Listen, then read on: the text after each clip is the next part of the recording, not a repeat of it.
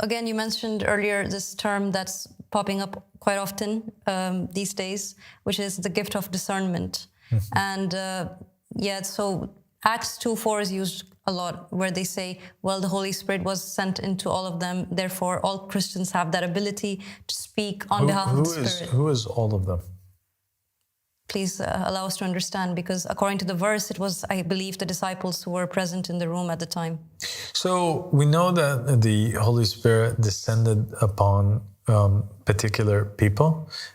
From those people were the apostles, but nowhere in there does it state that all Christians will receive this gift of discernment. This is not the case. This is false information. Right. So this is a false interpretation of that verse that is being used now to... Yeah, I mean, and there's a proof of that. Like, it doesn't even need verses to prove whether or not they have the gift of discernment or not. I mean, a very clear proof and evidence that Christians do not have the Holy Spirit with them is slavery in the United States. This is the primary example of it. The Holy Spirit is a spirit from God. It doesn't change its stance and it doesn't change its mind. And so all of these churches that exist today, they existed in America during the time when they were enslaving black people. They were shipping over Africans from Africa. They were kidnapping them from their homes. They were raping them. They were murdering them. They were sending them out on the cotton fields and making them slave away like animals, worse than animals, actually. The slave masters would impregnate the wives of particular slaves, and they would have intercourse with them in front of them. They did horrible things to Africans in America, and they used the Bible, they used their gift of discernment, right, to interpret verses in the Bible in order to validate this treatment and this abuse and the enslavement of an entire race of people. I don't think that, after people contemplate over the very notion that all of these churches and their leaders and the congregations supported and had slaves, that we could trust that these people still have the gift of discernment today. How do they have the gift of discernment? Did the Holy Spirit leave them for a time period? Did it leave America as a whole for a time period, and then now we should trust that it came back? How is that provable? It's not provable.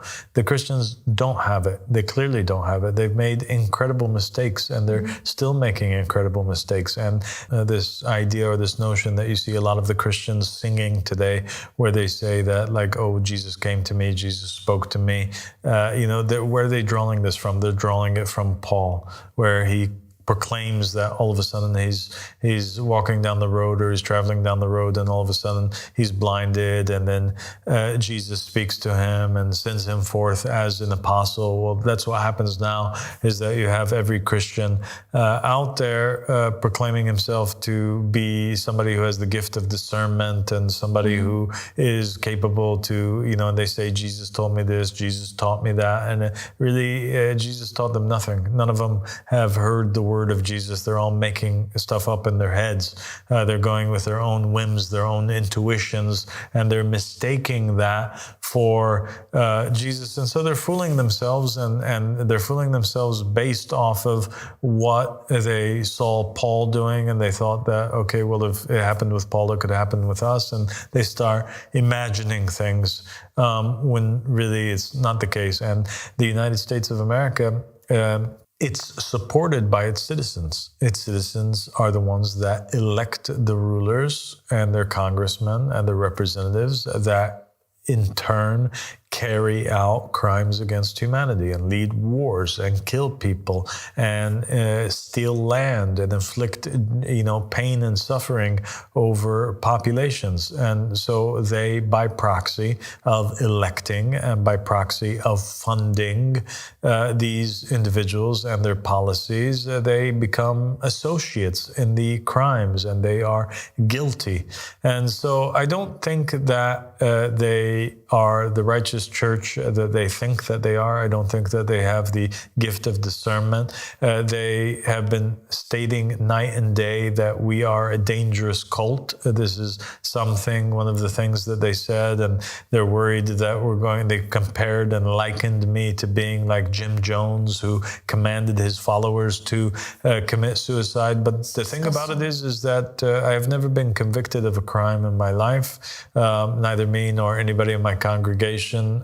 We are non-violent people. We don't believe in violence, and we've never harmed anybody. But they're the ones that harm people every single day. They're the ones that exercise violence against people every single day. They're the ones that bully people that are weaker than them. And they bully other denominations, other faiths, other religions, other minorities. They're the ones that enslave people and put them into concentration camps and cotton fields. And they do all kinds of disgraceful things to the people.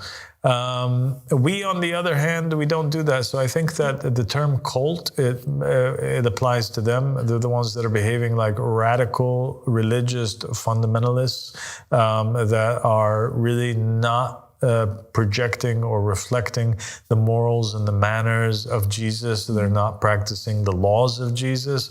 They're doing everything that is anti-Jesus and anti-Christ. And for that reason, I said that the spirit of the Antichrist is upon them. That's the one that's discerning for them. That's the only spirit that's giving them information and mobilizing them to do things. They're a nation of selfishness. They don't care about anybody. Jesus said the other first. He would always put the other first and himself last.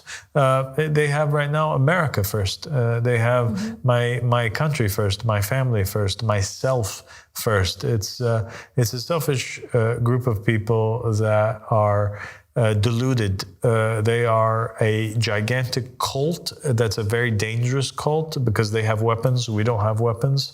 And they hurt people, actually. And I think that it's the cult of modern day Christianity.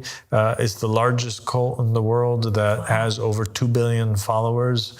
It and the cult of Islam, both of them, they need to disarm and they need to calm down and they need to go back to the book and they need to find who is the righteous shepherd of their time that's really calling them towards peace and prosperity. And they need to follow that if they don't want the punishment to come down upon them. And this is not a threat of terrorism or punishment that I would inflict upon them. They are doing a great job in inflicting punishment and destruction upon the planet and themselves for generations to come.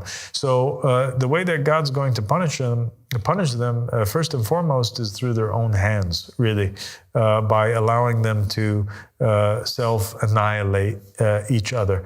And so that's the thing.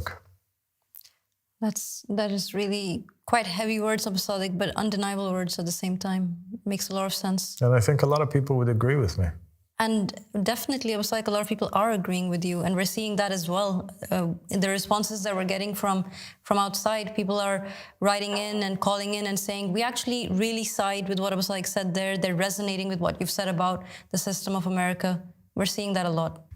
So it's also known that Jim Jones is actually a Christian pastor. So in that sense, where is the gift of discernment and how can we find it there by their logic?